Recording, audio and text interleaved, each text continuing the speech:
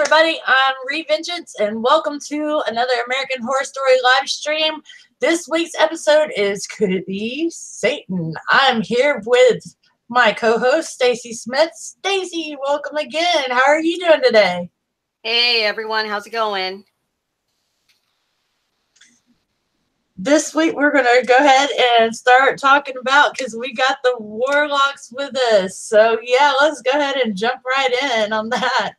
What was your first impressions when we got our introduction? First of all, you were right, Stacey, and that was so totally the Warlocks. Right, Outpost 3, that was awesome. I was digging that. I love that the Hawthorns, it was a school for exceptional boys. Really was. It was the Warlocks there. I'm digging that. What was your first impression about the Warlocks? Number one, compared to the witches, they seemed to have a uniform, and the uniform was the same throughout all the boys. Versus when we first look at the Witches Coven back in season 2, they don't quite have the uniforms. They're very casual. They wear whatever, and they only wear the black and white basically when they're asked to. So it's a different culture for them.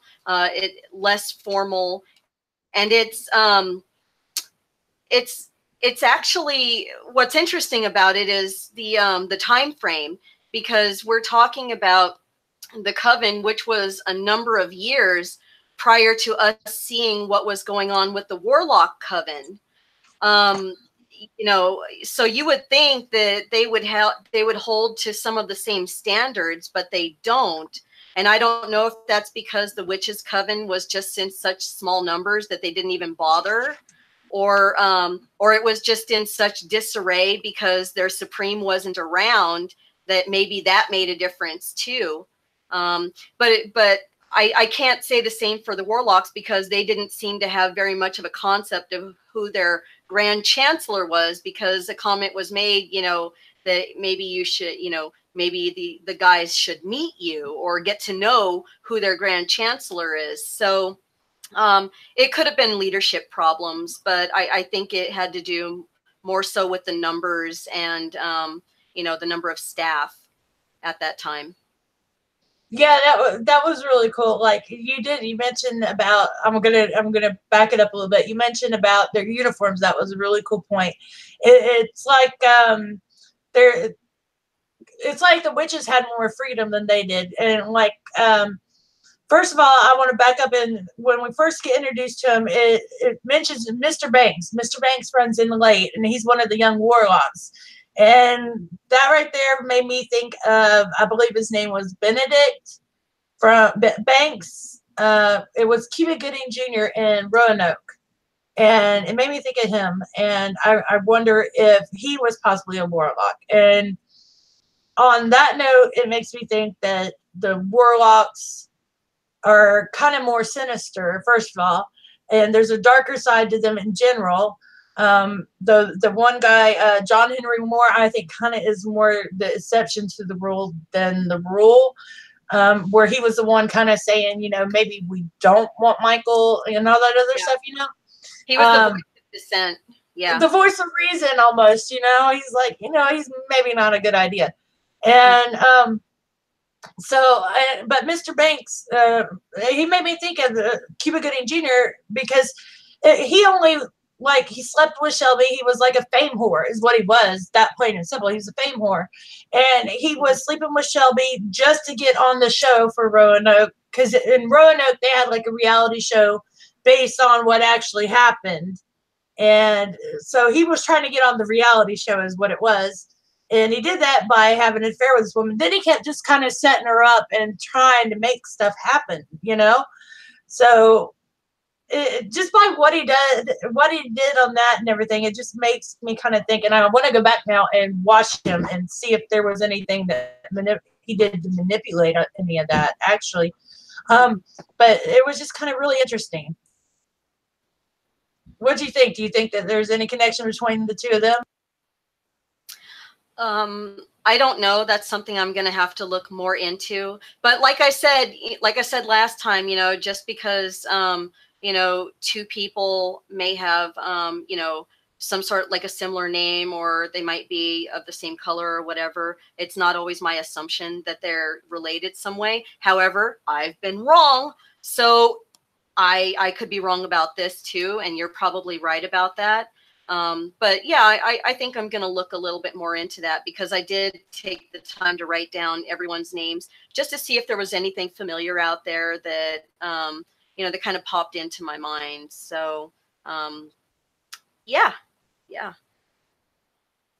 going to look into it. As soon as I heard Mr. Banks, that was the first thing I thought of. I'm like, I know that name. And it just, and I don't think that like it's his brother, anything like that, you know, directly related like that. But it just, I was like, where do I know that in the American Horror Story universe, you know? And it just, it made me think when, because I went and I looked it up, and then I found, okay, it went to Roanoke. And then I was like, all right. And I started thinking about him and just his actions and the things he did on there. And I wonder if I could see him being one of them, because it just seems like the actions that they would do, you know, it's something that, and especially when you think about stuff that even some of the witches have done, you know, as far as fame and stuff like that, it's just, it seems very likely. And yeah, you know, and especially we seem to have a lot of connections in American Horror Story too. It's crazy.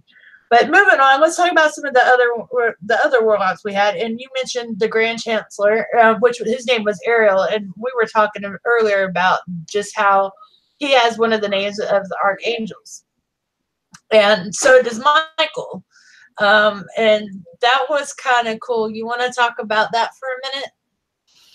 Oh, okay. Yeah, I wasn't, I wasn't ready. However, I do want to mention that, you know, some prelude to that, first of all, because, the Archangel Michael is a very important figure in, the book of Revelation. So if anyone out here is familiar with the Bible, you know, you're probably familiar with what Michael's potential role might be in the future. And I know you wrote it down. I didn't write it down, but you wrote it down. So I'm going to let you speak to that part.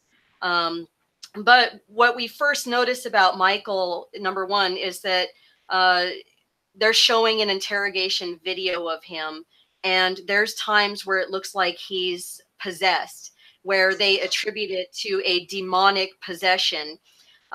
We also noticed this when he's being tested as a level 1, where he's being asked to perform certain tasks. And when he changes the weather in the room, you can see that his eyes roll back, much like they did when he was, you know, doing something that started out good and, you know, turned out bad.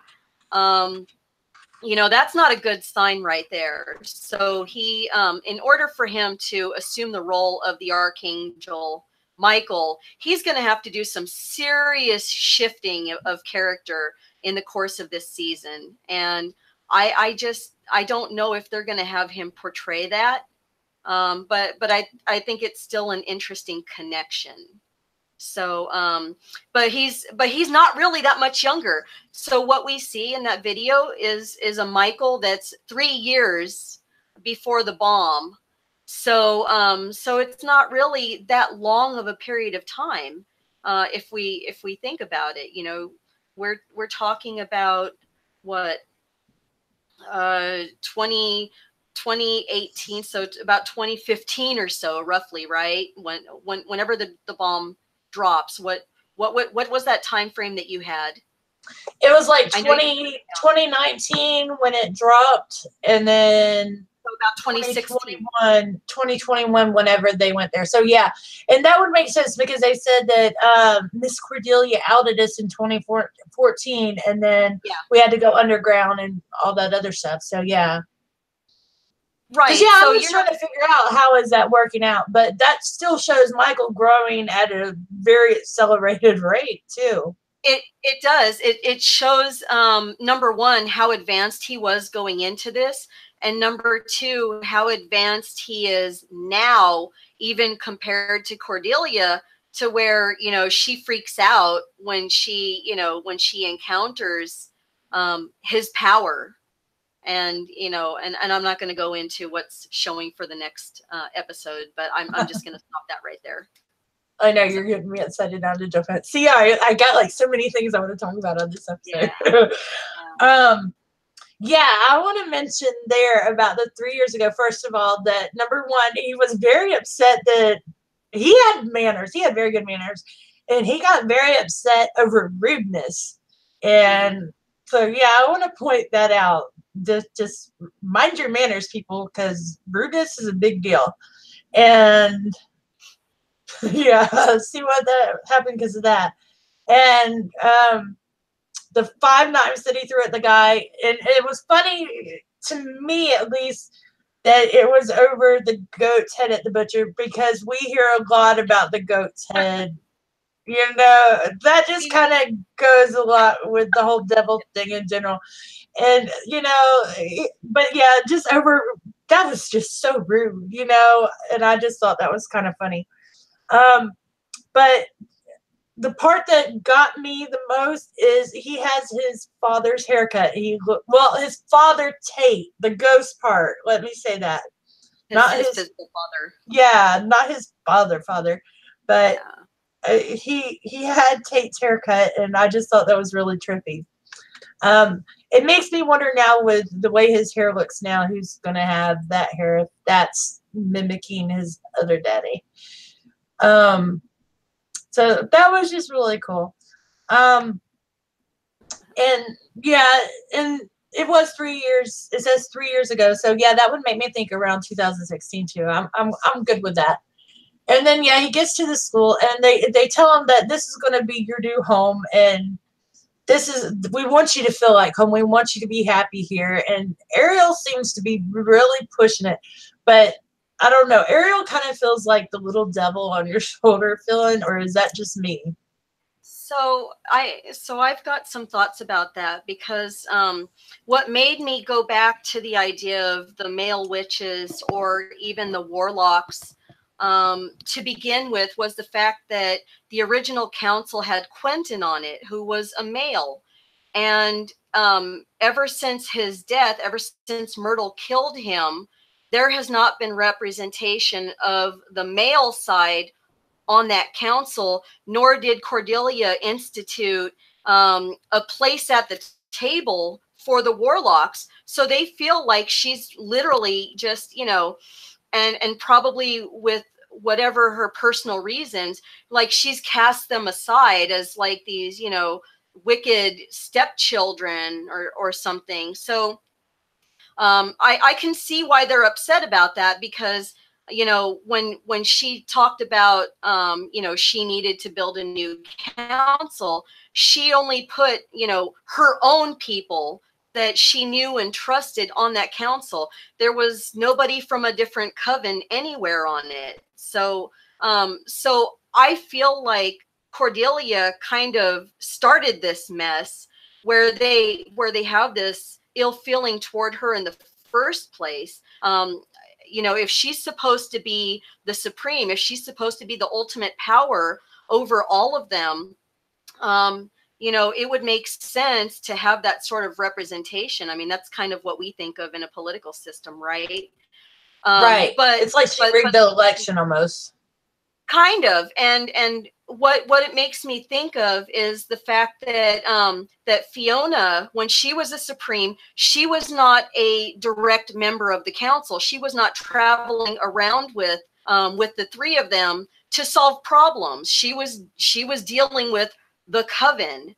So so it kind of makes you think about you know, what is the role of the supreme? Is the supreme of all covens? And I guess we answer that question where she is the supreme of the warlocks too, and they're pissed off about it. And in a sense, I don't blame them. I am really, really glad that you brought this up, because I actually was thinking about this one.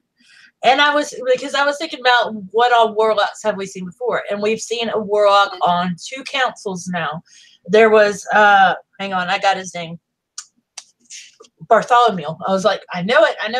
Bartholomew was on the council with when Fiona stood trial whenever she killed her supreme. Yeah. And she had to stand in front of them. And then we had Quentin that was on the council. And then we know what happened to them. So shouldn't there be a warlock on the council now? There should. You would, right? You would think, right? So first of all, they are getting treated as second-class citizens. I will give them that. And the way that Cordelia was talking to them during the meeting just kind of spoke to the fact that, you know, they felt like they were being treated like second-class citizens, but she was also treating them that way because her words were, men are not equal to women when it comes to magical ability, and that testosterone is an inhibitor. But she didn't seem to have a problem when there were males on the council before. So what happened? Why wasn't there? I just have that question, is what happened to make her not want to include them? Her husband. That's what happened. With what happened with her husband and the witch hunters. A warlock. No, he wasn't. He wasn't. At least, yeah, no, he wasn't. At least as far as we know. He was just a witch hunter. I don't. Right. Yeah, and that's exactly what I think happened is now she's a man-hater. And you think between that and Fiona, and you can just think of all the men that Fiona's been through. I think that probably might have something to do with it too. I can understand that. And, you know, just seeing her mom and watching her mom run off with all the husbands because she was pawned off on Myrtle. So I can see that, you know, I can get that. But yeah, I think she's just turned into a man-hater is all it is. Because the warlocks definitely should have somebody on that council. And I think she doesn't like the fact that they're trying to stand up to her now. That they're saying, you know what? He needs to be tested for the 7 wonders. Yeah. And let's get into his testing in a minute. Okay. Yeah. Yeah, we're going to come back to the Archangel thing. We're not going to leave that one hanging. We're going to save that because that's kind of a big deal. Okay, they did 4 levels of testing. I'm not going to get into the fancy names. I'm going to talk so everybody knows what I'm saying. The first one was scrying. He had to tell them, they give him an object. He was only supposed to say it's in this room and it's this object. It was, the object was a first edition book of Nathaniel Hawthorne's The New Adam and Eve. He reached through the mirror and grabbed it basically out of the mirror. And they said all he had to do was tell us where it is. So they were like, that's extra credit. But then the one guy, the John Henry Moore, I believe, was that his name again? Yep, John Henry Moore. He said, well, that's kind of not good because he wasn't following directions. He didn't like that. He also, just real quick, he also didn't even wait for them to tell him which book. He named the book before they even got past the word the. Yeah, no, you're right. You're right. Yes, they do. They do love Hawthorne, Peter. I see where you said that. Peter Griffin said they love Hawthorne. They named the school after him. And in fact, Hawthorne is actually from Salem. And so that was kind of cool. But I don't think the school's in Salem because I was just looking at the outside and stuff and they don't have mountains like that I've ever seen there. Just landscape doesn't look like Salem. So yeah, but that was really cool that they named it after him. It made me wonder, okay, are they trying to say that he was a warlock too? And I think that would play in really good. And the interesting part too about that book, if you read the story, it's actually kind of post-apocalyptic. We'll talk about that later too. The second thing they had him do was transport himself through physical space. They threw a knife and a brick at him. He just popped from one spot to the other to up on the ceiling. So we've actually seen him up on the ceiling like we've seen the Rubber Man. We have seen it now. The third thing they had him do was he had to show that he not only could control magic, but the weather too. nature. He could manipulate nature. So he had to make snow. And he made it snow and he made it storm, like just a full-on storm come out. Now, I kind of want to get into this one a little bit. Before I do, you got anything you want to say? No, go ahead. Go ahead. Okay. I'll go after. When he kind of lost control a little bit, and he admits that he lost control. He got a little nosebleed and almost killed all the warlocks that were testing him. Now, they only did 3 tests, first of all. They never made it to the 4th one, and it's supposed to be like the 7 wonders would be for the witches, but there's 4 steps, 4 levels for the warlocks. Whole nother story there. But the when he did the changing weather and he lost control, the Ariel, the chancellor guy, told him, it's okay. You're just testing your wings, and called him very spirited. Did you catch that one, Stacey? I did about the wings. That part stood out to me because that to me is just, I think it's foreshadowing. I do too. Yeah, I think that's foreshadowing. I think it's he could be, talking about physical wings, that we might see him like literally, spread his wings at some point. And like I said, I really want them to go back to the to whatever battle that Mallory survived, and I want to find out what happened to where we don't see any more warlocks at that school. They said it was, sold to the cooperative. So there's no more warlocks in that school anymore. And I want to know what happened to them all. And I'm thinking, Michael happened, but that's, that could be just me. I would love to see what happened in both cases.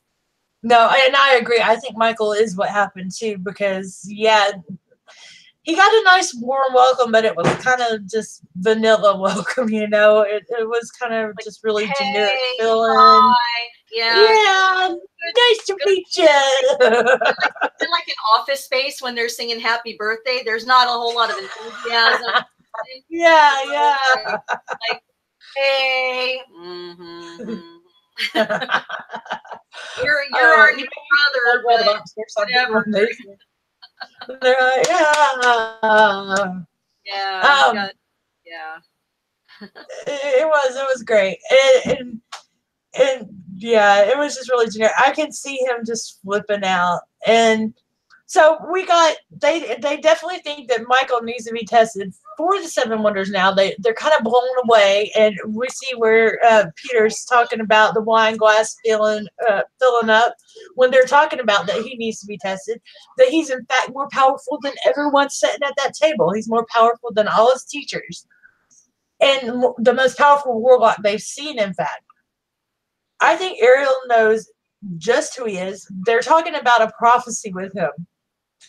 Let's take a moment and mention this because I haven't seen it yet in chat, and there's a few people in chat that I think probably should catch this and probably might have caught this, and you know who I'm talking to.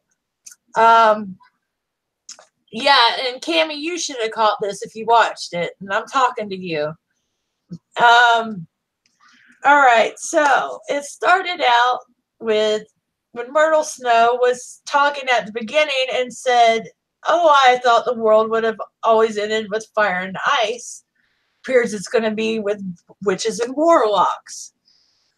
So we had a few references to ice and fire in this entire episode. Literary references. Yes. Yes.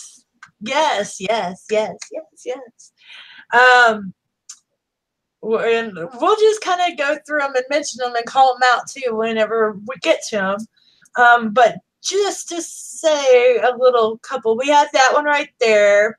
We had the snow that we were talking about. So there's their ice. That's kind of, the warlocks seem to be more in favor of the ice side, witches we know are famous for the fire. We already seen that with Mallory. She already made the fire come last episode. So that's interesting. And this episode, we see her with what? Blue roses. So when we get a little taste, and it kind of goes over to Coven. And we also see someone else there when we see Mallory that is interesting. I want to bring her up really quick. And that's Zoe. Where the hell is Zoe? If she was on the council then, shouldn't we be seeing her now? Yeah. Okay.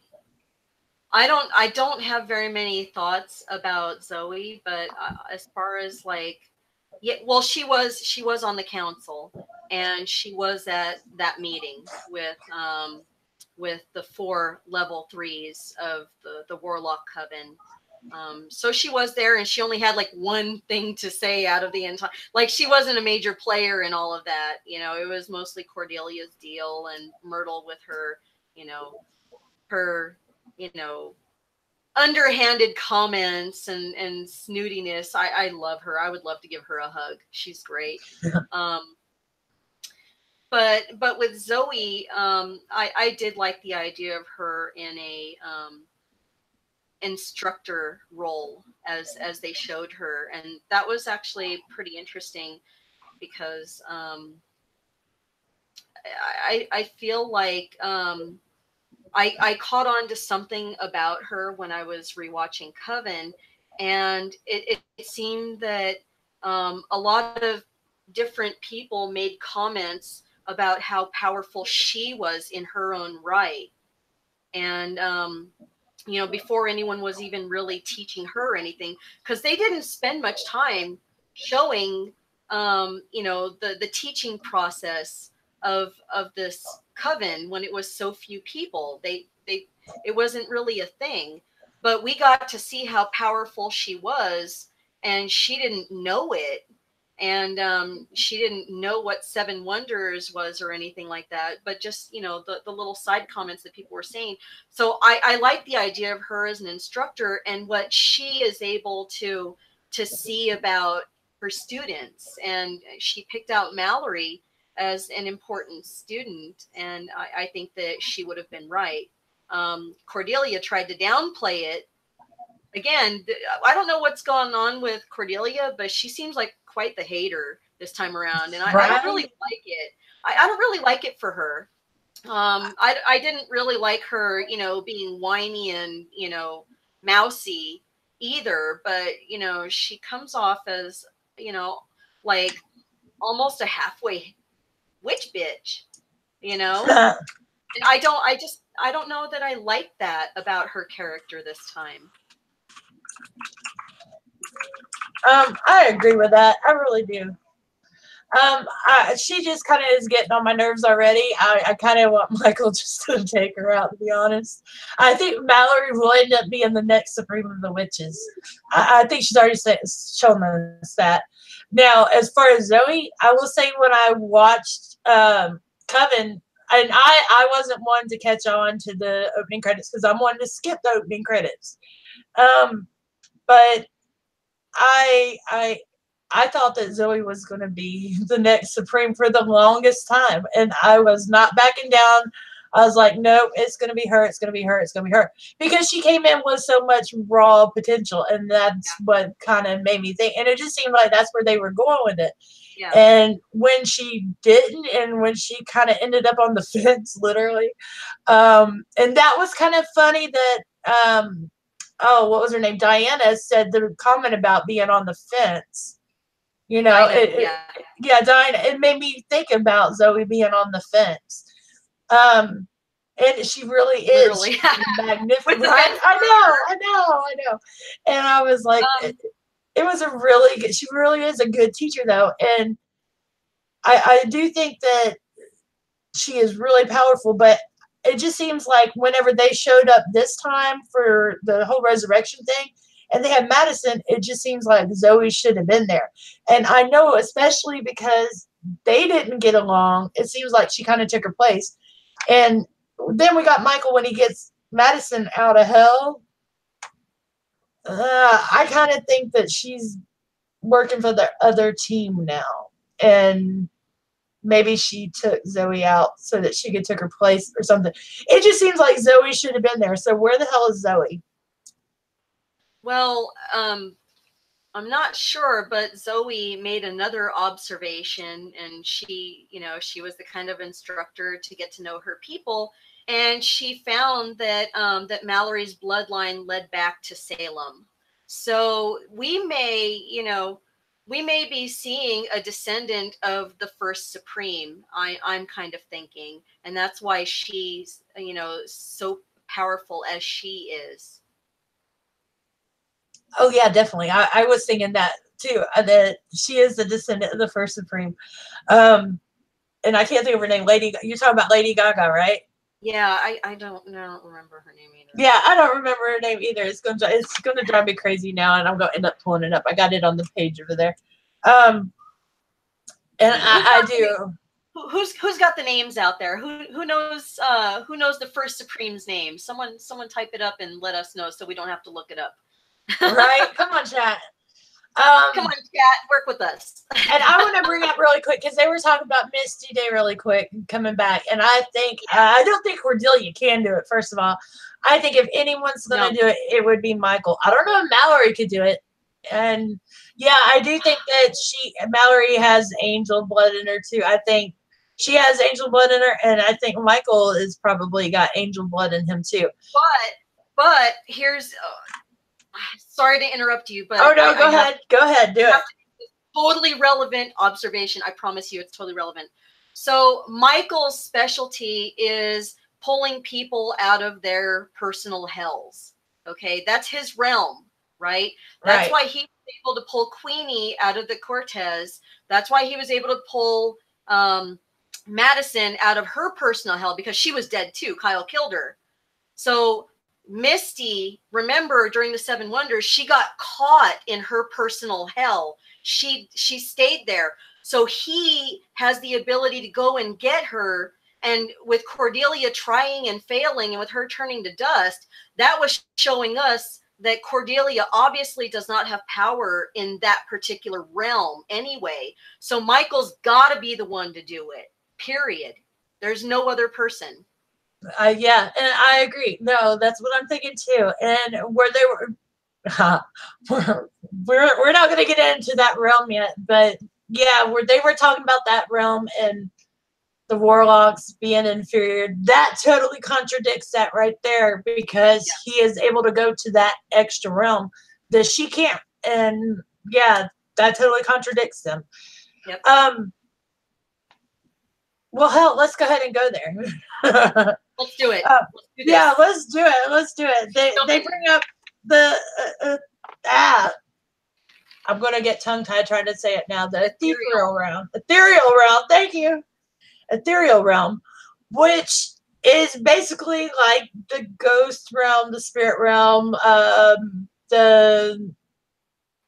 If you watch Legion, it's like where he goes, and the psychic realm, I guess. I'm trying to think of the word for it. When you like astral project and stuff like that, that's where you would go, sort of thing. It's where like the ghosts and bad things linger, sort of thing. There's also, it's like also considered where the gods are too. So it just depends on how you look at it, I guess. Right? Yep. And that the place that is most comparable is the Cortez. That was actually mentioned by Cordelia. She called it, and I quote. Yep. Oh, I got it. The entryway to all things dark and satanic. Yes, thank you. And I just found that. It's where the devil reigns. Yes, where the devil reigns.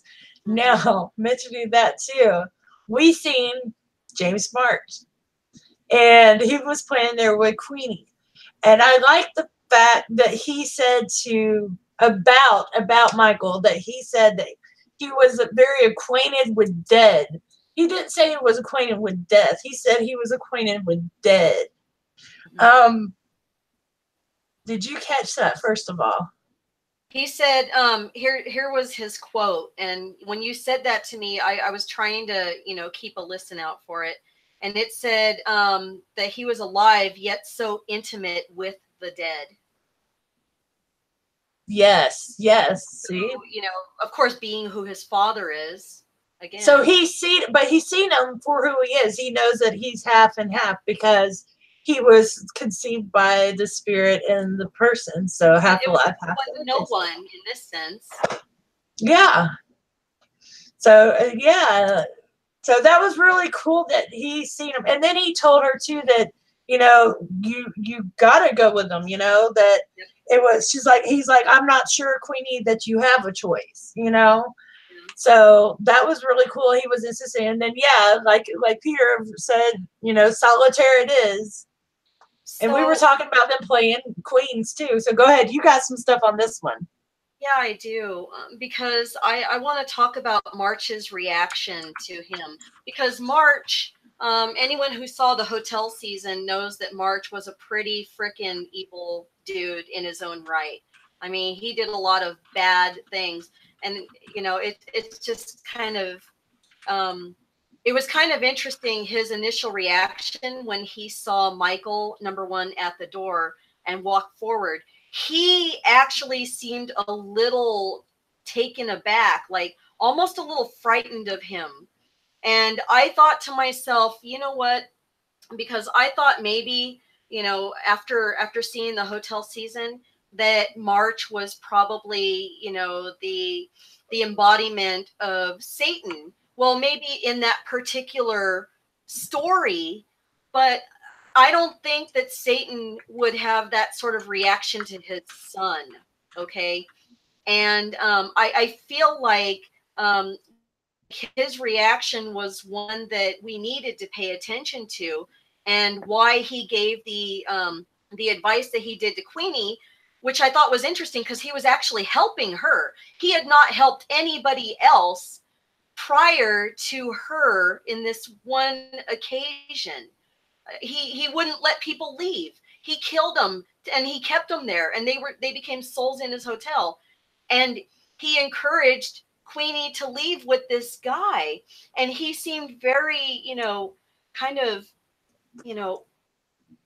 freaked out by him too. So that made me question, who March is, and maybe what he is and what he understands about who Michael is. So I just wanted to kind of throw that out there.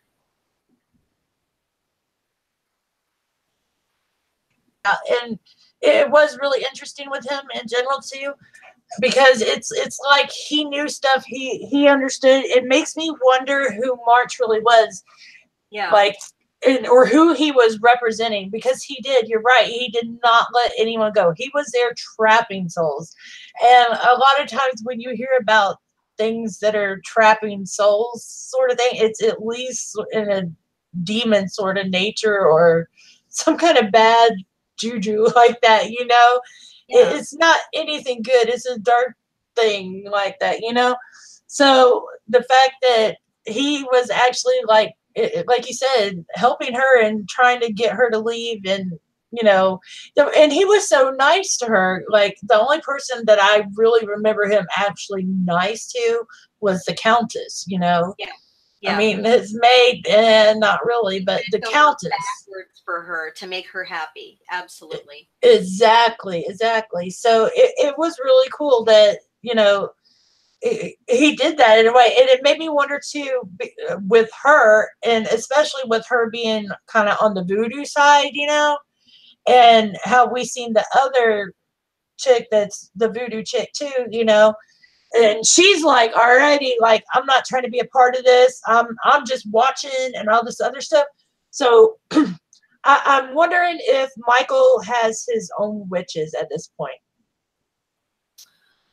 Oh, well, I mean, I kind of look back to the Coven season to get a little precedent, right? So gosh, I can't remember her name right now. It's totally slipping, but Angela Bassett's character. So she basically prayed. Yeah, thank you. She prayed to Papa Legba and basically gave him her soul. So you know, the voodoo side is supposed to be a more, you know, negative side in this story anyway. You know, that's at least that's how they're being portrayed. Um, yeah, I just I think that Dinah is going to stop straddling the fence, though. She basically made all this money and she made a career out of doing that, but she's not going to be able to, you know, to do that anymore. She's going to have to choose sides. Everyone's going to have to choose a side in all of this, and she's going to be no different. Yeah, I think so too. I think she's already kind of on that side, I'm already thinking that Madison and Queenie, because Michael got him out, is going to be on that side, and they already are too. The minute they stepped out of hell, I think that's why we won't see Misty Day, because he can't get Misty on his side, and I think the voodoo, it's exactly like you said, looking back at Coven because of the whole Papa Legba and just how they played that whole dark side. I that's what I'm looking at too, and I think that they will go that way. And going by that too, we might actually get zombies too, just because. So hey, y'all might get your apocalypse zombies. Not again. I know, but yeah, I expect them at least one episode to pop up. Okay. It's gonna happen. It's apocalypse. You know they're gonna throw some zombies in there. They already did the little Mad Max parody, so you know they're gonna have zombies somewhere. Especially they got 2 voodoo chicks. Come on. I don't want to, but you know. Look, I'm gonna make a lot of concessions, okay? And you know, they're probably gonna have zombies as much as I don't want them to. Okay, I said it. I know. I don't either. I really don't, because they get on my nerves. I'm not. That's not one thing. They get on my nerves. They're just not that interesting to me. I'm sorry, zombie people. No, I'm sure they're really cool to you.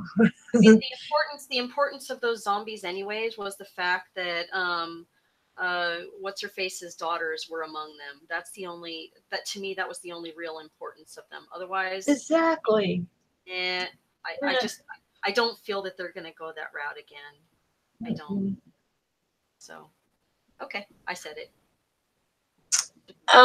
Let's see, and yeah, that's exactly what we're thinking, is that they have angel witch blood, and that would be Michael and Mallory. That's kind of what we're thinking. The new Adam. Yeah, the new Adam and Eve. Which, let's talk about that for a minute. Let's do.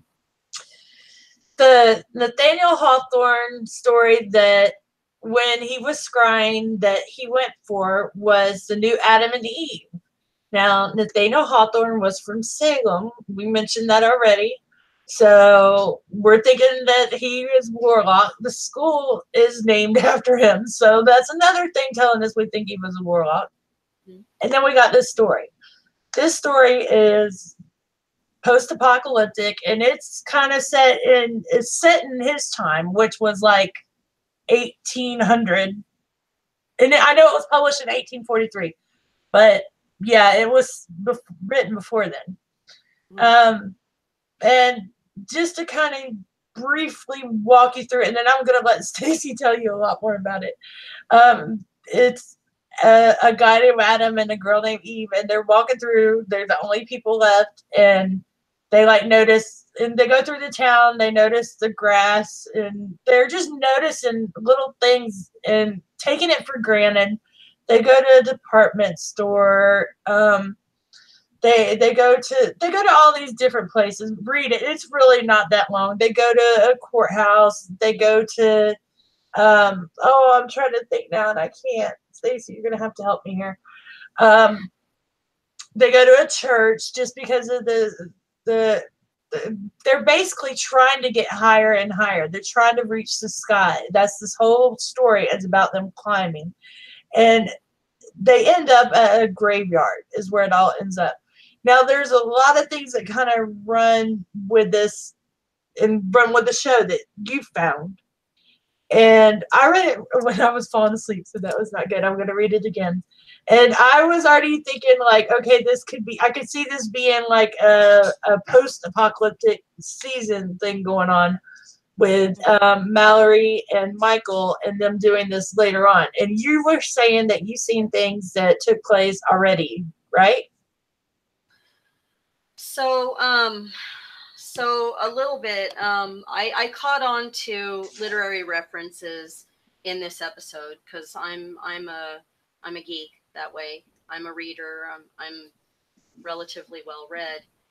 And Nathaniel Hawthorne, first of all, when they brought up his name, the first thing that I thought of was reading The Scarlet Letter, like way back in my earlier school days. Yeah, yeah. That's back like high school stuff and everything. And I did catch on to the fact that that was the name of the school. But what was also interesting is I looked up Nathaniel Hawthorne's history. Okay. And there's also some interesting ties, and I don't know. Thanks, Peter. I respect the geek within. I totally respect my geekiness. I don't. I make no qualms about it. So Nathaniel Hawthorne had an ancestor. I believe it was a great uncle. So that would be like a grandfather's brother or a grandmother's brother who was a judge during the Salem witch trials. First of all, so he has two things going for him that kind of fit really well into this story. The fact that, he has that family member who was a judge, plus also the fact that he comes from a puritanical family. They were Puritans when they came over to the New World. So he's got a religious aspect, and he's got this, this legal aspect that led to, these whole trials and everything. So it influenced his writing big time. So we're seeing a lot of that play out, and I'm pretty sure that he's the central reason that we're seeing this particular season play out the way that it is. And I still believe that we're going to see a lot of what happened in that new Adam and Eve play out in some way, shape, or form, along with parts of the actual biblical side of it, going back to, Book of Revelation. I think we're going to see some of that. He also, Nathaniel Hawthorne, had a daughter named Rose. And that took me back to the scene with Mallory, where she turned her rose into a blue rose. And I know we already talked about that earlier, but it's really important because not only did he have a daughter named Rose, but Zoe was talking about Napoleon's wife who had this rose garden.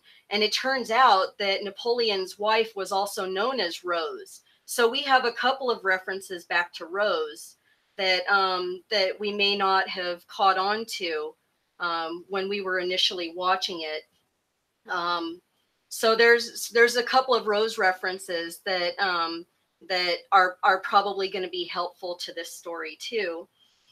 And when I was just kind of browsing through the new Adam and Eve, I went to, because I didn't want to read the whole thing. I just looked for things that kind of stuck out to me.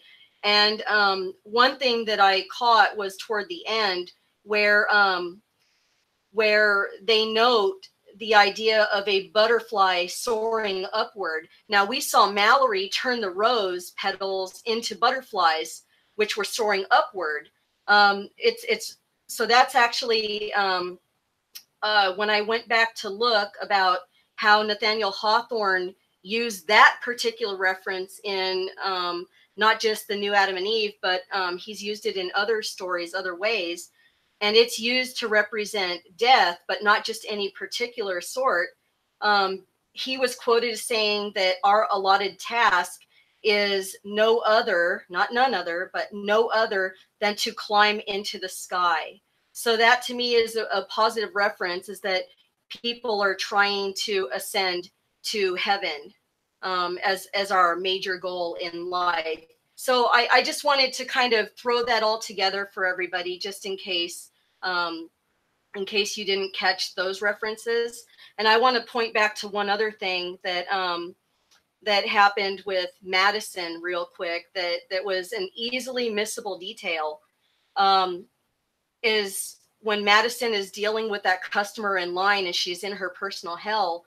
You know, they're basically saying, like, you know, who is Madison? Oh, she's nobody. And then Madison asks the woman in turn, well, who are you?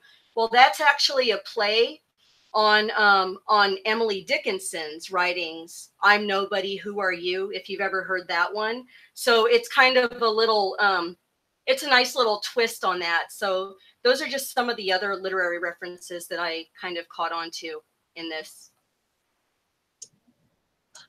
Hell yeah. That was really good. And I caught a lot of that, not like with the butterflies and stuff, when I was reading it. And I was so tired when I read it, though. I got to go back and do it again now. And Chrissy, you would really, really like it. Like, because I know you do the Edgar Allan Poe and stuff like that. So really look it up. It's not that long, I promise you. And you would really like it reading this, I'm telling you. I read it seriously in like an hour, I think. So yeah, it really was cool, and I can see them doing something with this going forward too, because there was a lot of little pieces of it that are getting hinted at, especially like you talked about with the butterflies going on, and just the little parallels between the characters and stuff, and and the fact they mentioned it, and that's the book that he grabbed, and the Salem connections going on. It's just a lot of interesting things. And yeah, I like the little literary connections too. So go ahead and geek out. I don't mind. I'll be looking up Emily Dickinson now too. Let's go on to the other thing. I thought it was kind of messed up too that they never got to the 4th level for Michael's test. We talked about that. We don't even know what it is. So it made me wonder if maybe him going to hell, that was it, because we know that's what one of the 7 wonders is. Now, when they did the 7 wonders, they did the scrying. We've seen that to an extent, right? Well, I guess no, that's exactly what they did when they threw the stones, right? Let's see. Do you remember all the 7 wonders? Oh gosh, I don't think that I have it written down in front of me, but I have all of them somewhere. I got them right here. Hang on. Yeah. Let's see. Wait, I might actually have hold on. I took a bunch of notes during. Oh, I've got telekinesis, concilium, transmutation, vitalis, descensum, and pyrokinesis. See, I love you, Stacey. Those are all 7. I knew you'd have them. Okay, so let's talk about them for a minute. Now, you mentioned transmutation, so that's pretty cool, because the warlocks at the very beginning, that's what they were practicing, was transmutation. They have a different name for it. Yeah, they have a different name for everything that they do that corresponds to the different 7 wonders. Right. Interesting. So I bet they can do the 7 wonders already. I mean, I really do. I'm thinking they can. And they're just not getting tested, you know? Cordelia, the hater, man. Yeah. And that's really messed up. And I wonder, really, what is that about? Did something happen? Maybe did they go up? Are they the ones that wiped out the school? Maybe it wasn't Michael. Maybe it was Cordelia. They've got to give us a background on that. And I think that they will. I think it has to do with, you know, number one with Michael, that, you know, that we're kind of seeing the story skip around, okay, and they're messing with us that way. So I know that at some point we're going to see what happened. They got to show us, like I said, otherwise it's going to be just a huge plot hole. Like, why give us this conflict if you're not going to tell us why it or how it even happened? You know, unless Right. she's just being, and I don't think that that's the case. I think that she would and should have a reason. No, and I think there is, because I don't see it just be, I don't see it just being of her husband. There's got to be something more. There really does, because like we were talking about, there was always a warlock on the council. Now I know when she started at the end of the coven, she was talking about starting her own council, and when she started the coven again.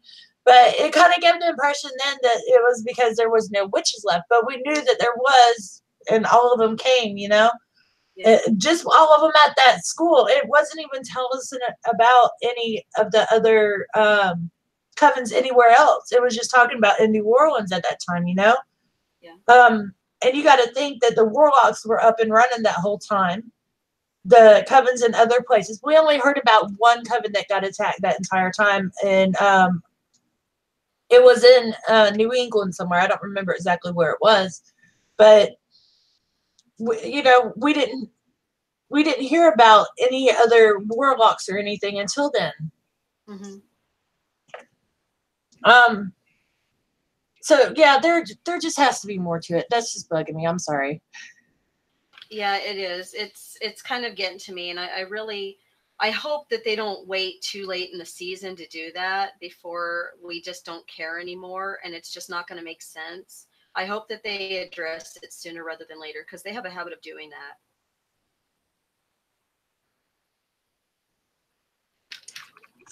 Yeah. We were talking about Madison's hell and all that too, with her folding the towels and everything. Did you notice that whenever she seen Queenie too, she was all excited, and Queenie was just like, "Get the hell off me." Yeah. But I thought it was funny that even in hell, Madison was still a hoe. So Madison, okay, and you know what? That has to be like, to me, that's a line of the episode. Like, not the pun of the episode, but she's definitely got the line of the episode, right? Because, well, it goes back to what I said though, is that, you know, how you are in life, you're probably not going to be too different in your afterlife, you know, and that's why you end up where you are. And it's funny to me that Madison promised to be good with, you know, this time around. So I want to see her hold herself to that. I would love to, because she did. She promised Michael to be good this time around. Yeah, and he told her, he was like, "Why would you want to do that?" So yeah, Exactly. that's another reason too why I think that she's gonna be on Team Michael. I guess we'll call it. I don't know what to call it. She's gonna be on the dark side of things, you know. I want to bring up real quick. Peter asked at the beginning of the episode, they were focused on one new student who was late. I thought this was going to be about him, never seen again.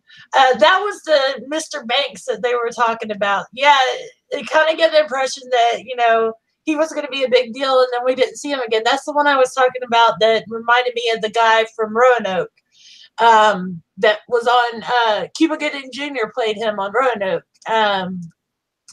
Benedict Banks, and it made me wonder if he was a warlock too. And yeah, I wonder if maybe Michael probably killed him or something now, just because of how he just totally dropped off the episode. Maybe that's something that led to an incident or something. Just that's how my mind goes, because I'm automatically like, what happened to him? Where'd he go? And where'd all the other ones go? So I start playing stuff out about what happened. And that's, yeah, I don't. I don't. I think that his character was to serve a single purpose. Number one, to introduce us to the warlocks, and number two, to show us, you know, some of their powers. And, you know, I think that I think that we're not really going to have anything like that again. That was just a one-time thing. Do you think they're going to tease us with him like they did with Timothy and Emily, how they're just kind of dead now? No, and I even thought back. I was like, that's not Timothy, is it? Because I don't think that we, you know what I mean? Like I was trying to think like what was Timothy's last name, but wasn't it like Mitchell or something like I don't remember. You But know, I did the same thing. I don't remember his first name or his last name, but I went and I rewinded it and I looked again. I'm like, that wasn't him, was it? Because I swear I thought it was him too. And so I didn't capture that. So if he, you know, if he wasn't of any importance, let's just, I'm going to reverse that. If he was important, we would see him in the future story. But I feel like Michael probably annihilated pretty much every other warlock because he was the alpha. He doesn't need them. They don't compare to him. You know, there's nobody that could do anything about him. Don't get me wrong. Ariel could stop him and say, you know, enough, you know, when his eyes were rolling back and he was getting bloody nose and freezing everyone, giving them a blizzard in the room. But I don't think that Ariel would have been able to match his powers. And if there was some sort of conflict between them, he would have been the last man standing, not that kid. Yeah. So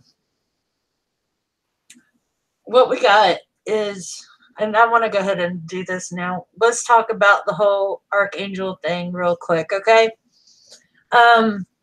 We were talking about Ariel a minute ago too. So Ariel is the Chancellor, Grand Chancellor. Yep, Grand Chancellor. And he's one of the archangels too. He's the one that oversees protection and healing of animals, and he's the Lion of God, right? Yes. So he's the one that brought Michael to the school and found him and all that other stuff. And he's the one I said looks like the little devil. And he's the one that's kind of like trying to tempt them and bring him in there. So I think that's kind of weird, you know. He's like, oh no, he's great, bring him in. He's the one that's going to be the alpha. He's the one that's going to bring us into a new era and all that stuff, you know. But it's obvious that was meant to work against him, to me anyway. Yeah. No, it is to me too, and it's like, funny because it's like he's blind to it and he's just walking right into it, you know. Right. But he's too cocky to even see it, you know. And well, because all he sees is this ire that he has against Cordelia, and the fact that the warlocks have lost their power in the first place. Otherwise, I don't think that they would have cared a whole lot. If they would have had representation from the get-go, they probably wouldn't have considered Michael in the capacity that they do, or that they are. Right. And then we have, okay, let me go on to the one now. And then we have, Michael, which is leads God. He's an archangel too name. Leads God's army and defeats Satan. We were talking about this one now. Because if we go by this, then we should see Michael be the one that beats his daddy rather than be on his side, right? Correct. Okay, so that's according to Revelation. Right, and we're gonna go with that. We're gonna go with that. Just in our way of thinking right now, we're gonna kind of roll with that for a second. Yeah. Now, going by that, so we might even see some of the other ones, but who knows? Because I kind of like we were talking about, what was it, Azrael? Was that how you say it? Yeah, the death one and all that, which would kind of be cool. Yeah, we could just see some of the other ones. Which I want to bring back up too. They were talking about, what was it, a goblin or something like that in that Nathaniel Hawthorne story too. They were trying to get out of the bank before a goblin came back. Did you catch that? That's cute. I didn't read the whole story, and I'm going to, but yeah, that's cute, a goblin. Yeah, it was like some kind of goblin or something like that they were worried about coming in there. So it just made me think it kind of fit in with hell a little bit. But yeah, okay, so okay. Yeah, I got them messed up now. Go ahead with something else. Oh, no. I was gonna completely bring us back around to the beginning. So whatever else you have, let's just knock that all out. Okay. Well, I was going on about the archangel thing. So if we go by that, then Michael would be the one that comes around, and he's going to somehow end up turning around and being the one that battles against his father. But yeah, and that's what I was saying.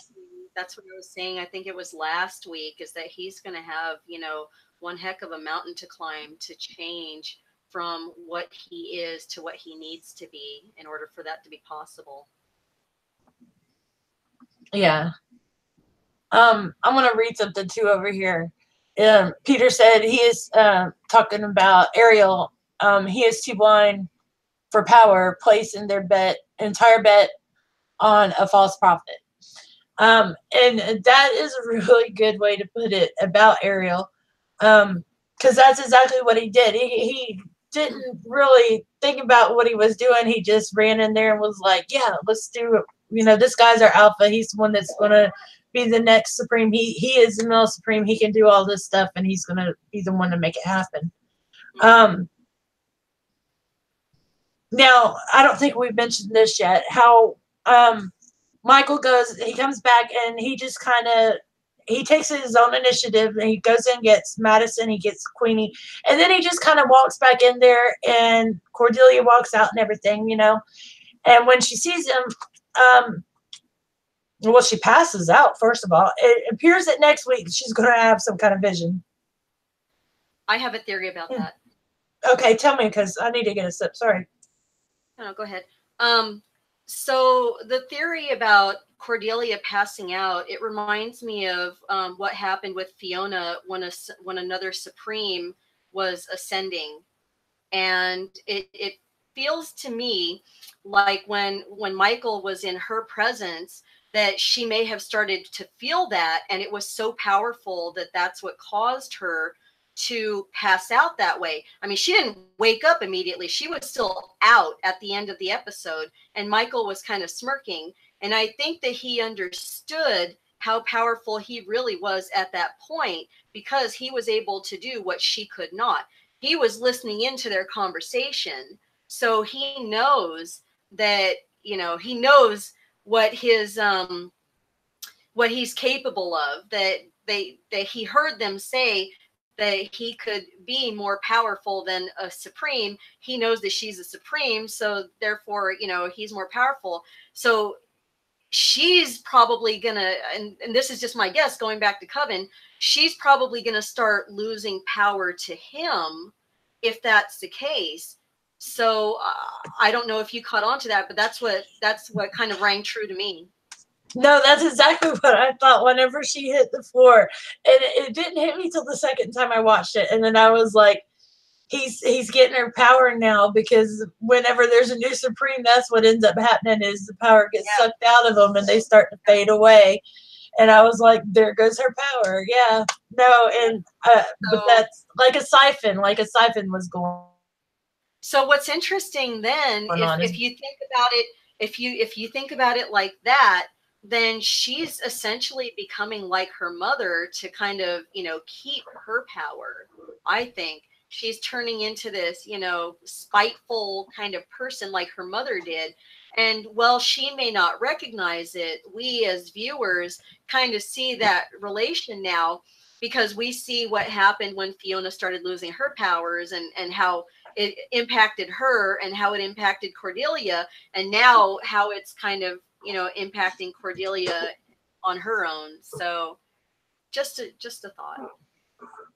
Oh yeah, no, and I bet you'd really love to know that she's just like, it was really crazy, because that's kind of what I thought. She was kind of becoming more and more like Fiona, and it was just a little messed up. Because it really is not like Cordelia. It's not like her at all this season, is it? No, I feel like she's got, some maybe not overtones, but some undertones of how we saw Cordelia fall out of power, and maybe, Fiona fall out of power, and Cordelia kind of, come in and pick that up. But maybe we're seeing, the end of Cordelia, and that's why we've got Mallory introduced to us in the way that we do. Yeah, no, that could be too.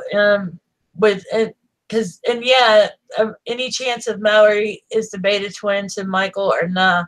The twins were both boys, and the twin died. It like took a breath and then died. So that's now the ghost twin. Which I'm going to say this really quick. We are now officially on the countdown to Murder House, because next episode is Boy Wonder, and then the episode after that is titled Return to Murder House. So we're on the countdown now.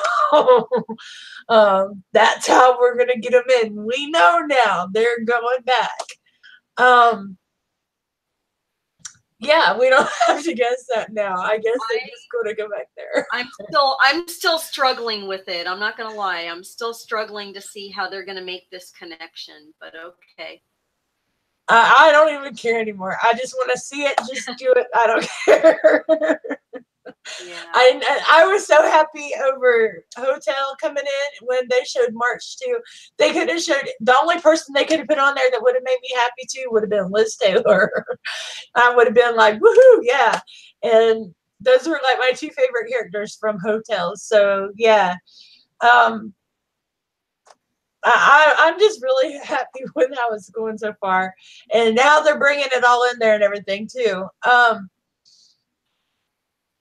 Let me see what else I got. As far as Mallory becoming a sort of supreme too, yeah, I can see something, because that was kind of what I thought in a way, but I think her and Michael are going to be like a pair.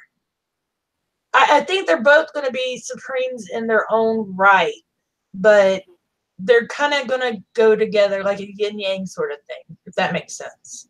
Yeah, at least that's my way of thinking. Yeah, that could make sense. But like I said, the character arc has to go, completely opposite of what it is right now, in order for that to happen. Because maybe, just maybe, he starts falling for Mallory. Look, okay, I'm going to throw this out there. There's a thin line between love and hate, right? And we saw that conflict between him and Mallory in the room with the fire and the light and everything like that. And it just feels to me like he may have thought that he met his match in her at that point. So it started making me think back to what they were talking about in this episode when they noticed Michael's abilities in the tape. One of the comments was that the power is woven into the DNA. So, if Michael has that sort of power through his DNA, then Mallory has that sort of power through her own DNA, through being a descendant of a Salem witch. So I feel like they're both going to be, they could end up very well being equals, equal but opposite, right? Like you said, yin and yang, and bring balance to this story. Well, it makes me go back to what Myrtle Snow said about the fire and ice and then the witches and warlocks. I mean, it still could be the same thing. That could be the fire and ice right there, Oh, my hair's sticking all crazy. Where you were just talking about it being in their DNA, yeah, whenever they were doing the transmutation, they were talking about power being molecular. It's woven into your DNA. That's right. I had that written down too. Something else that they were talking to Mr. Banks about that I thought was funny. They told him that you better be careful. You're going to end up like Neil Patrick Harris on White Castle and end up at White Castle. And I thought that was just another, kind of funny link because of him being on Freak Show doing the magic tricks where he was a magician on there. I forgot about that, to be honest. Yeah, I was like, huh. Yeah. But That's funny. That I'm glad they went back to that. Is pretty funny. I love how they're just kind of they're giving little nods to just like every season it seems in here somehow.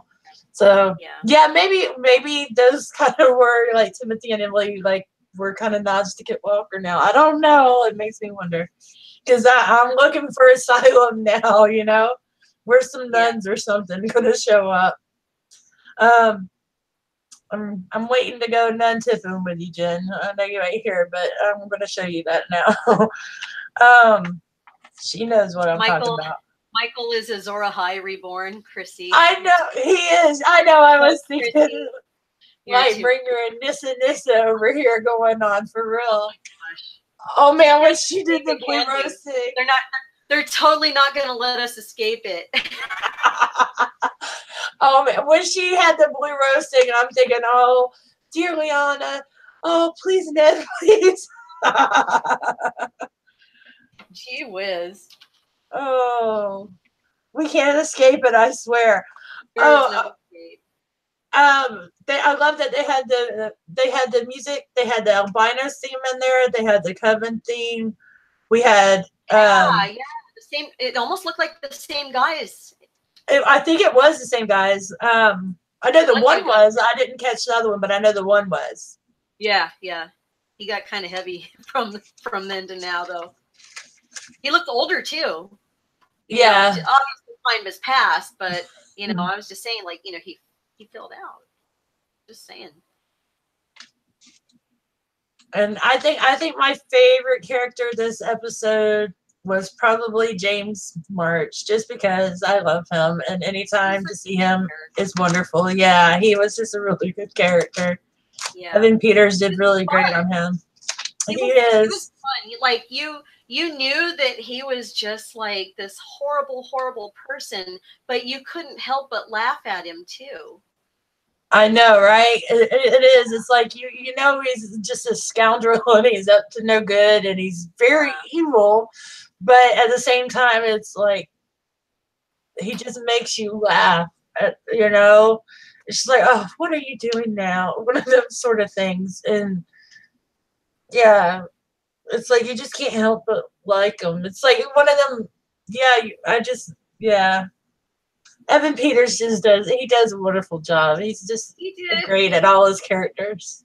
You know what? I think I agree with Chrissy. I think that he did March especially well compared to all the rest of his characters. I really feel like that was the most probably fun character for him. And probably most, you know, interesting of it all, because everything else, you can see a bit of him as a person in it, but you don't see any of him in March at all. He's just, you know, so off the wall. I agree with both of you on that, actually, and I think he does deserve an Emmy. I agree. Yeah, it was really great. And let's see what else. By the way, thank you. Shout out to everybody in chat. Chrissy, Stacey. I'm in the chat too. Right? Nancy, I'm there. Peter. Brandon, nice seeing you up there, baby. Go Gators. Woo. Cameo, of course. Thank you, Cameo. You owe me $20, by the way. We had Bridge 4. Cab, thanks for stopping by. I hope you enjoy your fight. Scout was here. Thank you, Connie. Marie stopped by earlier, too. Thank you, Marie. She's in church right now. She's praying for all us, talking about crazy. Trying to save our souls. Talking about this. She's trying to save our souls right now. I hope so, honey. We love you, Marie. Moni, thank you. Thank you for coming by, Moni. Connie, I think I said to you, but I won't say your name again. Connie's a sweetheart, ain't she? I think, who am I missing? I feel like I skipped somebody. Did I skip somebody? Moni. No, I said Moni. Moni, I love you, darling. David, thank you for coming by. OTDA. Nancy, Connie. I think you got everybody. David's everywhere. Damn harpies, man. We love you guys. Thanks. We love talking to you. And I don't know if you guys have checked it out yet, but go to Chrissy's page. She did like really cool Edgar Allan Poe readings, and it's just really good. Like the narrations of them are amazing. Like seriously, check it out. Chrissy of Old Songs. Link bringer, where are you at? Drop her link in there. Come on. Yeah, I like Poe, so I'm gonna have to do it. Oh yeah, no, she did it. She did the Raven. She's got the Black Cat in there. It's like really go check them out. She's really good at reading them too. Like it's Raven, like ooh. the first one that I read. That was like the first poet that I really loved, and I was like really, really, really young to be reading Edgar Allan Poe. So it like looking back, I think I was kind of a morbid child, but yeah, I've been thinking about this over the past couple of days. She kind of triggers something in my brain now, so I'm starting to wonder about myself a little more. There's no substitute for great writing, and Poe was one of the greats, even if he was a bit dark. So, I mean, I covered him throughout school, so it's not like they don't teach that because it's too dark or anything. I don't know if they do it these days, but we sure did. And you know what, Peter? Thank you for saying what that was, because I was wondering and I was going to look it up. He said amen backwards is what Michael said, and his foster mom says over French toast. Yeah, and because I meant to look that up and I totally forgot. When he's sitting there with his devil mama having breakfast, and she's talking about she poisoned her husband, and it was her first husband, and she poisoned all three. Yeah, she killed all three of them. Right. And said, make sure you take out an insurance policy. So yeah. and that it's up to date. He was probably the kind of kid that listened to records backwards. Right. Who didn't do that though? Which brings us to the question, what happened to Constance? Where is Constance at? We seen him with her, but how'd he end up with his devil mama? What happened to his grandmama? She was on we got to think back, like realistically, she was on the older side as his grandma, and by the time he was a teenager, maybe she just perished. Yeah, maybe. I'm just looking for the most reasonable explanation aside from the fact that he probably killed her. Who knows? I'm just looking for something like, okay, something a little tame here, because I don't want to point fingers. Just saying. Yeah, this is American Horror Story. I'm going to point fingers. You're thinking he killed her? Yeah, I'm thinking he killed her. If not him, somebody in that house killed her, because she liked to go wander over to that house all the time. And her little boyfriend was over there, that little young guy that she had that was like trying to make her happy all the time, So I can see her wanting to be in that house too. So that's probably where she's at. And that's also the name of the episode that she will be on, by the way. I'm going to make my face, but whatever. Look, Constance was not a good person. She was not a good mother, and sometimes someone who's not a good mother could turn out to be a decent grandmother, because there's different requirements. Okay, I mean, she had 3 kids of her own, and look what happened to all 3 of them, right? So I'm just saying, like, if he killed her, it wasn't undeserved. I'm just saying. Yeah, I'm just saying. Yeah, I agree with you. No, she deserves to go. That's why I said anyone in the house could have done it. There's a long list, and I could see. What was her boyfriend's name that was all burned? Larry. I could see him wanting her dead too, and he wanted to end up in the house, and he was still alive at the end of Murder House, right? I don't remember him being killed. I remember him running off. Is the last I remember seeing of Larry. I still have a lot to go back and watch. I do. That's one I really do have to go back and rewatch Murder House and a few other things. But that's okay. Well, I'll tell you. Last I remember Larry, he just ran off. He was still there. So he's alive last we knew on Murder House. And he was not in the house trapped. He wanted to be, though. Yeah, he did. So, yeah. But That's we're funny. not supposed to have him this season, though. He and Constance lived there, didn't they? Constance lived there at the house.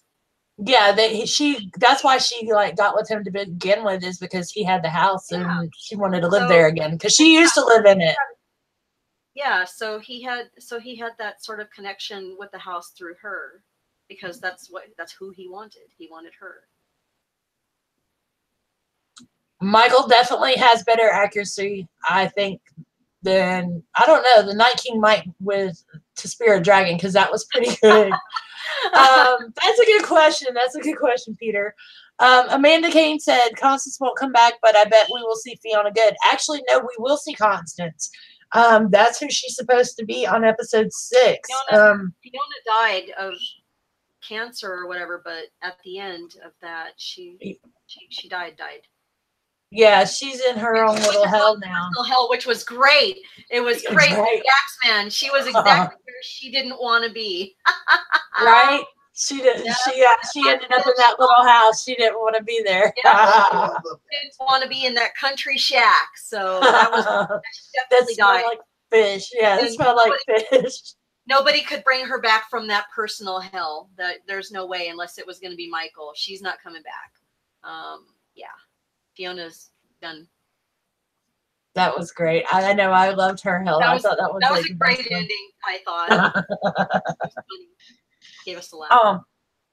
Let's see. Anything else you want to bring up that you can think about?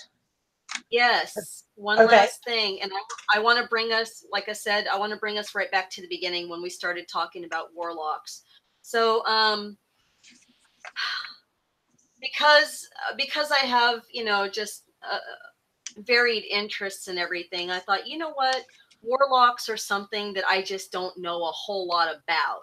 So I'm gonna take a look and see, what's up with warlocks. You hear them, witches and warlocks and everything, and you have a concept of what a warlock looks like in your mind. But I went and I decided, you know what, I'm gonna find out a little bit more. So so the original definition of a warlock, not what it is in this story, where we see, 4 instructors heading a school of male witches. It is actually, it was known in Old English times as a male practitioner of evil magic. First of all, just to distinguish the difference here. So, and I'm going to go into this at length. Yeah. Another word for a warlock is an oath breaker, not to bring in some other references, but so oath breaker is that, and also a deceiver, which is biblical, which is also associated with Antichrist, or or the devil, or like you guys were saying out there, false prophets, right? A warlock is also a caller of spirits. So that's what we saw Michael actually performing, was he was calling these spirits and bringing them back from that realm, I believe. And he's going to be able to further show those powers, my belief. It's also someone who is a traitor, an enemy, and it's also defined as a devil, and a person in league with the devil. So I want to make a distinction here, because I think that there is a distinction to be made, and probably why we don't see any other warlocks anymore is because there are male witches, but there is a warlock. So Michael is in a league of his own. He's in league with the devil. So I'm thinking that we're looking at kind of like a different sect or so of male witchery, if you will, that's far more advanced and far more dark than what Ariel, John Henry, all those level 1 boys who were learning at that school. I think that we need to make a distinction between them.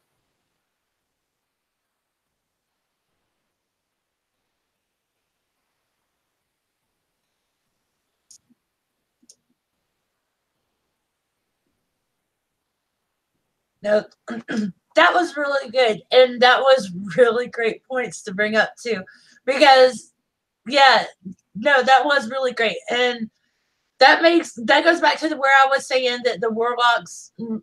I think that they're very sinister, and I thought that they were very dark too. Um, wow, God, you just like threw me for a loop right now. So what if the warlocks are not wiped out at all? What if they're still around? We just don't see them right now at the school then. I mean, that kind of changes the way I look at it, you know? Yeah, because that explains why they were so, accepting and excited and like, oh yeah, it's probably just a possession. Like at the beginning when they were looking at the tape of Michael, they were talking about, oh, you're getting your hopes up, Ariel. It's probably just another possession and nothing more than that. It can't be this kid. That sort of stuff going on.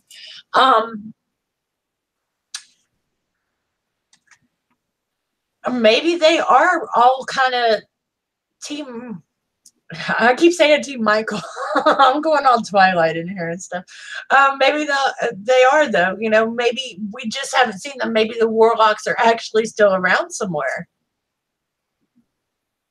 I mean, it would kind of make sense if they wanted to survive, they would leave.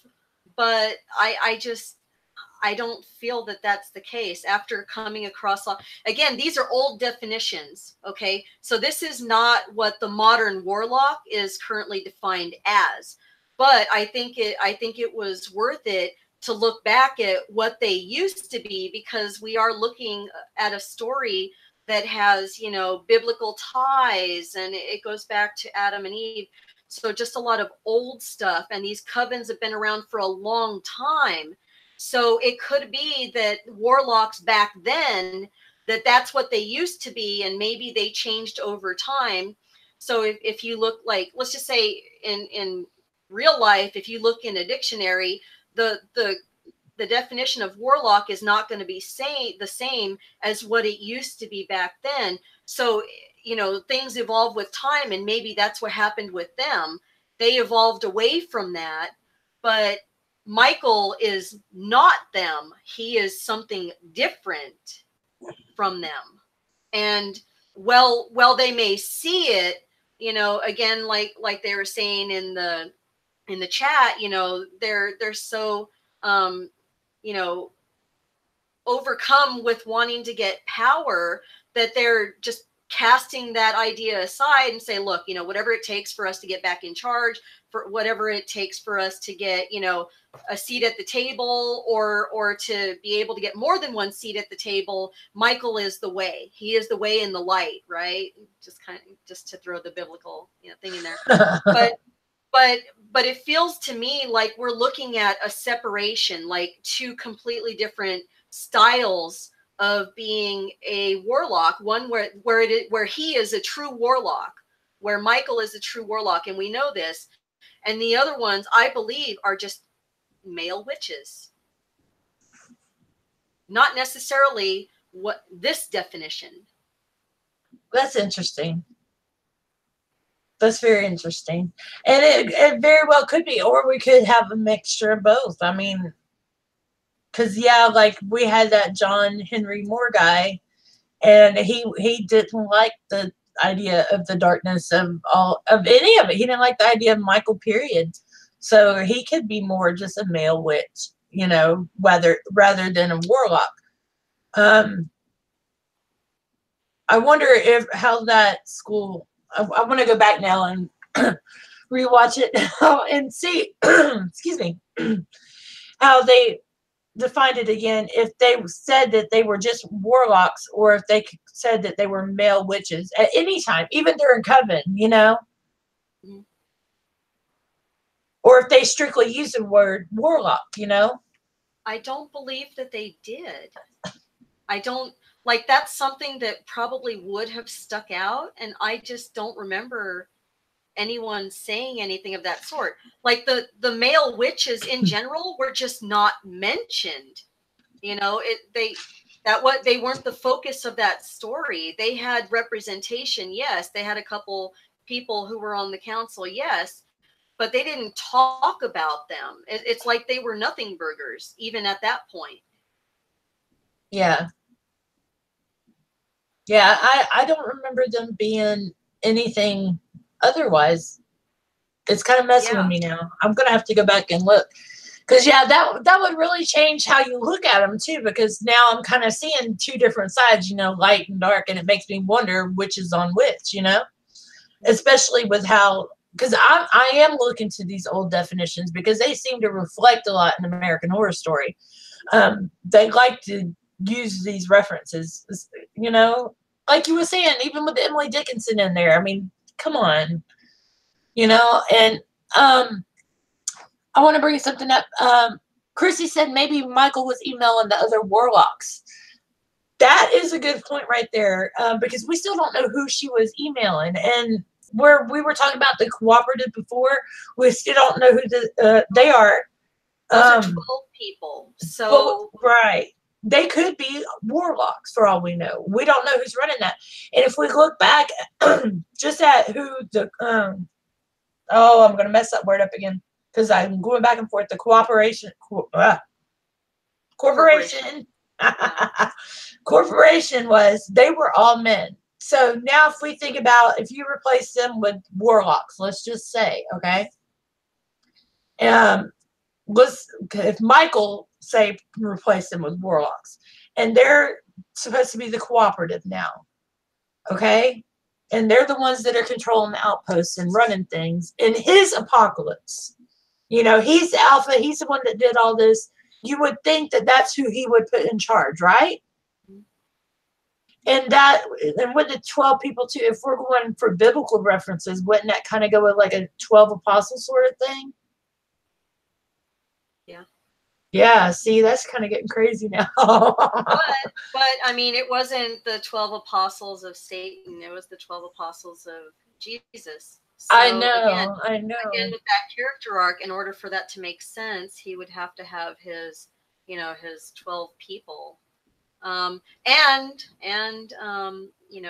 Among them, they're actually, Mary Magdalene. So, I mean, she wasn't considered an apostle, but she was close to Jesus and she was close to them as a group. So, Mary with her blue rose again, or Mallory. See, I called her Mary. There was a female in there at least, so there's at least something to look at. But I don't think that he's going to take on the Jesus-like or the Christ-like figure in this. I don't know. But he's supposed to be like the anti, though. Who was it that said that? Somebody said that like in the first week of our chat, that they were talking about that he had like this kind of Christ-like do with his hair parted down the center and down down the sides and everything, that he was kind of like Christ-like in his appearance. So I remember that. I would love to know. Maybe it was it Reese, or it was one of you guys, maybe Peter or Reese. But anyhow, I just feel like, I don't think that it's all warlocks. I just don't see that. But remember the number 7 is a big number in all of this, more so than I would say the 12. So the 7 heads of the dragon, right, is what we were originally talking about. Yeah. So maybe we should start thinking about who those 7 heads are. Then I forgot all about that. Yeah, and the 7 wonders. So that does seem to be a bigger one going on too. Yeah. Oh, totally. Yeah. I mean, throughout the book of Revelation, I don't know if you read it just for fun or if anyone out here is religious and, read it because of that. I mean, I kind of read it for both reasons, but but the number 7 is very prevalent in book of Revelation. And we were able to make a connection with the 7 heads of the dragon because of something someone said in Murder House. So if there are the 7 heads, who are those 7 people? And I think that the people in the cooperative are going to be, less important than those 7 people, just when it comes down to it. Yeah. I do too. I do too. And yeah, I still think we're going to find out more about the cooperative, though. And yeah, that'd be interesting if maybe their number gets cut down, too. Do you think that we're going to see Michael do the 7 wonders on the next episode? What do you think is going on with that?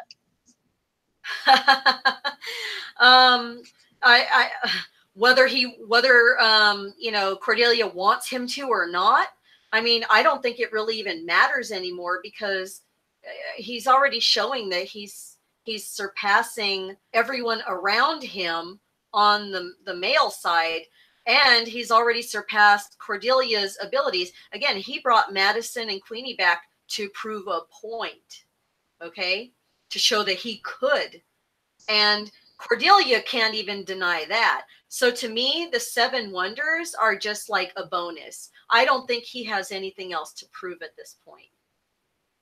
Oh, no, he definitely doesn't have nothing to prove. He's just showing off is all he's doing. He's just, it's all for showboat now.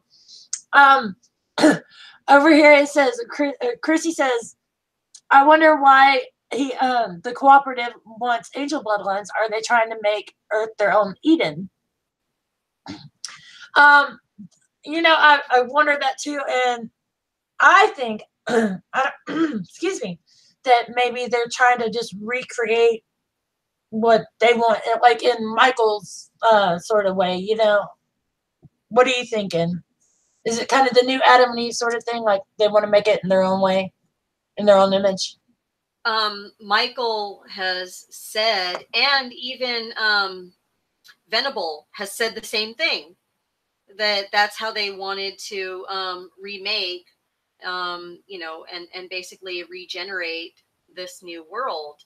They believe that they were the arbiters of how to do that and who was going to do it. So I feel like, since Venable's not in the picture, she was shot. She's gone, thank goodness. She doesn't have to live with her scoliosis anymore. But with Michael, I mean, he went through that round of interviews for a reason, to figure out who was going to help him make this world again in the way that he wanted, in his image, okay, versus in God's image. So I feel like we can start counting those people, and a few of them are now back to life. Yeah, he knew instantly when they came back too. He was like, he felt the powerful presence and then said, "Oh, they're alive now." So yeah, he could tell. And Peter is talking about that Adam and Eve is the young couple in love. Michael will try everything to eat the apple, to get them to eat the apple. I think Michael's the one that's going to end up trying to eat the apple in this scenario. What are you thinking? Is he the sort of Adam in this picture? I mean, that's what happened in the original story, right? Yeah. Those evil women got the guys to, follow along. Gosh, we're bad, aren't we? I know, right? So evil. But yeah, I could see that. I mean, if it's going to follow in the same footsteps as the original Adam and Eve, then yeah. Don't be dumb, Michael. Don't do it. Oh, I'm sure it'll have some twisted part to it in there too, because they're just going to do it like that. Yeah, and he's going to cut down the tree. I like that. That was like one of my favorite lines this season, yeah. I think. Yep, cut down the tree and make it a fire. So right. So next week it showed Cordelia basically having some crazy, like it kind of almost seemed like a zombie vision going on. Yeah. I don't know what was going on in that vision she had. It was just crazy vision going on. And she thinks that she's the only one that can save them, and she's going to try and warn everybody. At least that's what we get from the previews. What do you think is going to happen, Stacey? So, based on what I saw in that vision that she had, I think we're going to be looking at kind of like the apocalyptic battle, the war in heaven, which is actually going to be quite dark in this case. And I think what we saw in that vision was actually that battle. And you get a sense that she doesn't come out of it very well. So I don't know. It's not looking good for her. I'm not saying that the power of good couldn't prevail here. I'm just saying like it's probably not looking good for her, and I think she's getting that bad juju. So goodbye, Cordelia. Yeah, Cordelia's not doing so good. She's like struggling really bad this season. Yeah. And honestly, I'm kind of just ready to see her get wiped out because she was. It does show her on the preview. She is kind of acting a little out there. So yeah, I don't think she's going to be. She thinks. I don't know. She does seem to think that she is the savior in some sense, and I think that she's kind of a false prophet at this point. Okay, so let me kind of backtrack a little bit, all right? So when we saw Cordelia fainting in the front of that building with Michael, here's something else, right? I think it could also be that she was also in a weakened state because Mallory was also in her presence. So between the two of them, she's got double trouble, okay? And she's basically up against two really powerful people who could essentially replace her. And she's going to fade quickly if that's the case, versus Fiona only having, one with a number of other, powerful young witches there. Don't get me wrong. They were all powerful in their own right. But with Mallory already having been in the house, I feel like that, that weakened Cordelia up to the point where she came across Michael, maybe. I wonder if where Mallory was in the house, if that's why she couldn't go and get Queenie out. If she was already in a weakened state. I'm thinking that's probably the case. I mean, if it follows that timeline, depending on when Mallory showed up at the house and when she went to that meeting and when Michael came back, if the timeline fits, then that could be the case. Chrissy said she might give her powers to Mallory and sacrifice herself. Yeah, that's what the witches did in Salem, though. And they talk about that's when they did the 7 wonders back then. And she could do that. Maybe that's what she'll end up doing to save them all, where she's like, oh, I can save us. On the preview, that would really be a good thing for her to do at this point, honestly. Lightbringer. Peter. Yeah. It's everywhere, I swear. The sacred taking, yes, that's exactly what it is, where the Supreme gives her powers. Yep. That would be pretty cool if they did invoke that again. I would love to see that. Yes. And they hadn't done it since Salem, right? So that was right. Interesting. Again, because of the timing, that could have been Mallory's grandmother a bunch of times removed. Right, where she was talking about that her bloodline went back to there. That could have been her bloodline right there. Yeah. Oh, I'm liking this. All right, so the next episode could be a little more interesting than it looks. I'm a little more excited now. I'm wondering too if maybe the vision was kind of like I'm gonna go Game of Thrones again here and say a little Ramsay move by Michael, and maybe he sort of implanted it in her to kind of mess with her. Like he's playing with her. I could see that, but I mean, she's capable of having visions. And remember, she did have visions when she was blind too.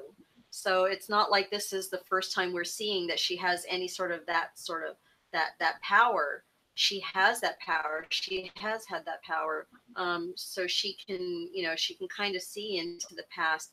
Now, whether or not she could see into the future, we couldn't tell. But you're right. I mean, that's not the first time that that memories would be implanted, because Fiona implanted fake memories in Axeman so that Cordelia could see the fake memory, so she could be deceived, and that would make Yes. him all the more of a deceiver, of a warlock. Oh yeah, definitely. I love the way you brought that back to the warlock thing. Let me put the bow on top of that now. Right? Yeah, no, I love that. That was great. You're gonna have me going and looking at reading about warlocks now too. That was really great. Anything else you want to add before we wrap it up? No, there were no puns that I really caught on to this time, but definitely, the line of the episode goes out to Queenie. She was awesome. Still a hoe. That was great. That gave me a huge laugh. I loved it.